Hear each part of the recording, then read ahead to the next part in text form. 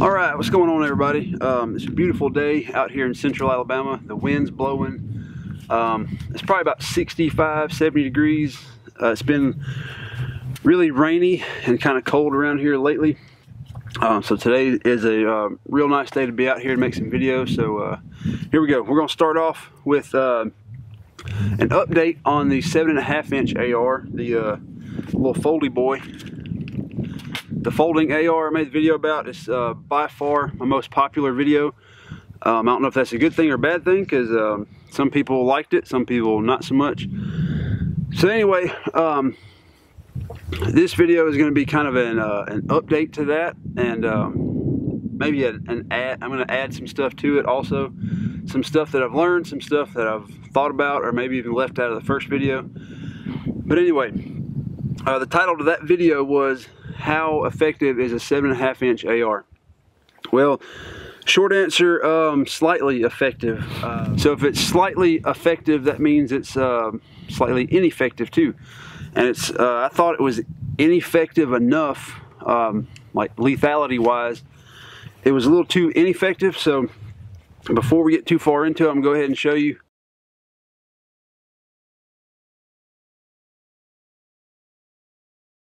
The gun now has a 10.5-inch barrel. I took the 7.5-inch out, went for a 10.5-inch. It's got a carbine gas length. It's still 5.56. It's just 10.5-inch. It's got same handguard, same light, same muzzle device, all that stuff. It just went from being like this long to this long. Added, 3 inches to it. Was it worth it to add 3 inches to it? In my case, I thought it was. I had a bag, or I found a bag that it would still fit into while it was folded, like that long. So I made it work with a bag that I like. And the bag's not perfect, but it works. It'll fit this folded 10.5-inch AR pistol in there. I wouldn't say no problem, but no major problems with it. So anyway, the main reason I went with 10.5-inch is I had the barrel laying around from another, my first AR pistol build, which got replaced by a ballistic advantage barrel. So I had this barrel laying around, and I just kind of realized that the 7.5, while it was smaller and it will kind of get the job done, I just felt a little better having 3 more inches on the barrel, a little bit more velocity. Wasn't too worried about reliability. That was probably second, right behind lethality and speed of the bullet, velocity. Because the 7.5-inch barrel, I never had a problem with it. I mean, I never took 1,000-round classes with it. I didn't shoot that much through it, but I never doubted its reliability. The main thing, it's kind of like peace of mind, I mean, I've got good parts on all of my guns. At least most of the parts are good, because it's kind of a, like I said, peace of mind. You don't want to have to think about it. You don't want to wonder, is your light going to quit, or is your bolt carrier going to break, is your optic going to crap out? That is just one less thing to worry about. And to me, having 3 more inches on my barrel, especially in a 5.56, that was one thing I could sacrifice, was a little bit of length to have that peace of mind. Alright, so next thing I kind of want to talk about with little bitty guns like this, or short pistols, is lethality versus practicality. Yeah, the 7.5-inch was more practical, because it's smaller. It's maybe not as heavy. It can fit into a smaller bag, or you can take it more places, but the lethality of it is more important. Yeah, a 16-inch gun is more lethal than both of these by far, but in this application, it's not very practical to tote a 16-inch gun, or even like fold a 16, because it's still going to be too big to fit in a bag that I want to put it in. I don't want to put it in a tennis racket bag, or one of those really tall covert style concealment bags, whatever you want to call them. I didn't want to put it in a weird looking bag. No, nobody carries a bag like that normally. So I wanted to be able to put it in a normal backpack that I can tote when I travel, like in and out of a hotel. I didn't want to have to, you know, carry some goofy looking rifle bag into a hotel when I can just put this in a backpack and, you know, it looks just like any other piece of luggage that I'm toting. So with anything, pistols, you know, handguns, rifles, AR pistols, there's a balance between practicality and lethality, and you want to find something in the middle. To me, as of right now, the 10.5-inch folded AR is the right balance between lethality and practicality. In the future, I don't have a 300 Blackout. It might be something in the future that I'm going to consider. I've been thinking about it. When I even started this 7.5-inch project, 300 Blackout was a contender, and it still is. So definitely, if I go 300 Blackout, I'll probably go like an 8-inch barrel, which would put me back in that 7 to 8-inch range. And in that case, definitely that would be the ultimate lethal versus practical, because you win in, you know, in both circumstances. But I just don't have a 300 Blackout barrel. I haven't made the jump to 300 Blackout. You know, the ammo thing is still kind of weighing me down.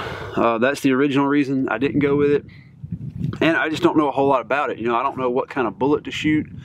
I don't know, you know, training versus self-defense bullets. Do you use like a polymer tip? Do they make a soft tip? What weight? What grain? You know, I'm just way more familiar with 5.56. I know that what 55 grains do, and, you know, 75 and 77 grains. That, you know, there's all kind of research with different types of bullets, projectiles. So I was just a little more comfortable, you know, putting my faith in a 5.56 versus a 300 Blackout that I didn't know a lot about. That's kind of an update and where the gun is right now, where my theory and my thought process is on the bag gun right now. So the next thing I want to talk about is kind of address the old video a little bit. Everybody freaked out. The majority of folks that freaked out was about my comment about taking the dang thing to church. Good Lord, you'd have thought I dadgum killed a baby in church or some crap. But I mean, dadgum people, it's you carry a handgun to church. You know, well, some people say something, but that's, I mean, carrying a handgun in church is normal. Nobody sees it. Nobody knows it's there. So if I can carry a semi-auto AR pistol that nobody knows about, nobody knows it's there, it's concealed, it doesn't look obnoxious or abnormal, why not? I mean, people say, well, you know, nobody carries a backpack to church.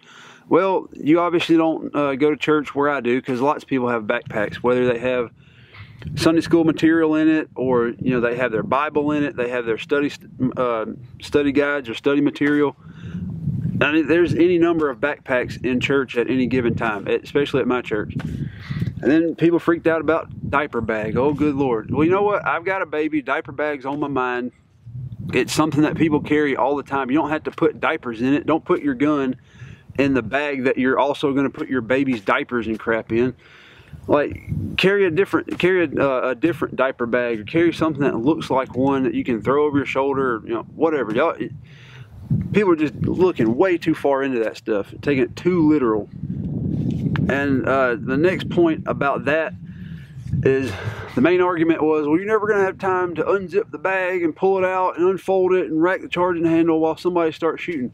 Well, no duh. I mean, if I've got the gun folded in a bag right here, and I've got my handgun right here, somebody comes in, I'm sitting in my pew like, oh man, there's a guy coming in, he's shooting everybody. This is my chance. Let me get my gun out of my bag and I'm gonna go do work. Like, no, I'm gonna draw the dadgum pistol and, you know, go at it. The bag right there is just gonna lay on the ground and do nothing.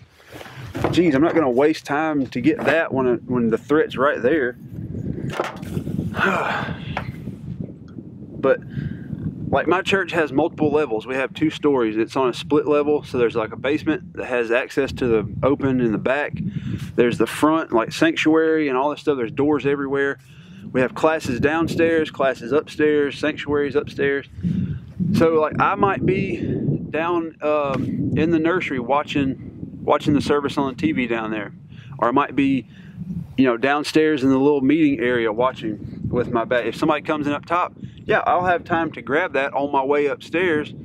I'll have time to get that out. Yeah, people will be running, down. That's just something, I mean, that's with anything. If I just had my pistol, I'd still have to deal with that. But, if I'm in the same room, I'm definitely not going to waste time on this. I'm going to go for my handgun that's on my person right now. And again, like if I'm in the sanctuary and, my bag's sitting on the pew or under the pew, and somebody comes in the bottom floor, something happens down there, I'll have time to get that out as I'm going downstairs. There's a time and place for everything. Like truck guns, a lot of people keep trucks in their guns in their truck, which is where this one goes a lot. If you're sitting in traffic, somebody tries to carjack you or gets mad, comes up to your window, you're not going to say, put it in park, hold on guy, let me get my AR out of the back, I'm going to show you what's up. No, somebody comes up, you're going to throw the seatbelt off. Well, A, you're either going to drive away or run his tail over, or drive away, because your car is the biggest, most lethal weapon you have. So, but if you can't drive off, you're going to take your seatbelt off, grab your gun, and do what you got to do if the situation calls for it. The truck gun is for if you travel, if you get stranded a long way away and crap happens, you never know. We as gun guys, we prepare for the worst. So why not be prepared for the worst? And I'm not telling you have to have a truck gun, but if you want to have one, more power to you. I usually have one, especially if I travel out of the county, out of the state, stuff like that. I definitely have one with me because I just don't like to be that far from home without a real fighting weapon. So there you go. There's an update on the 7.5 inch AR, which is now a 10.5 inch AR pistol. It still folds, still has the same handguard.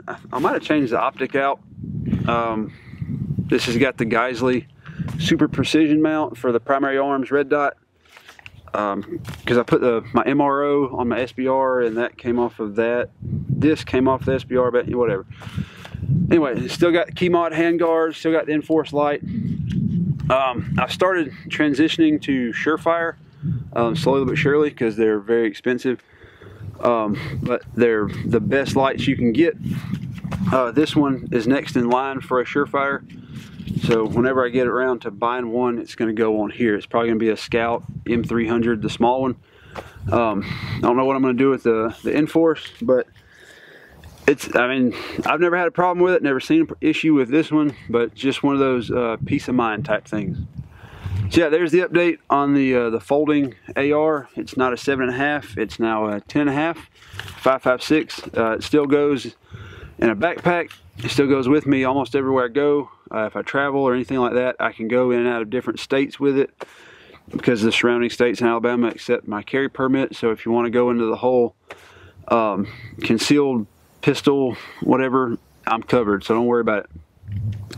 So yeah, whether you like it or not, you're probably going to let me know anyway, but hope you enjoyed the video.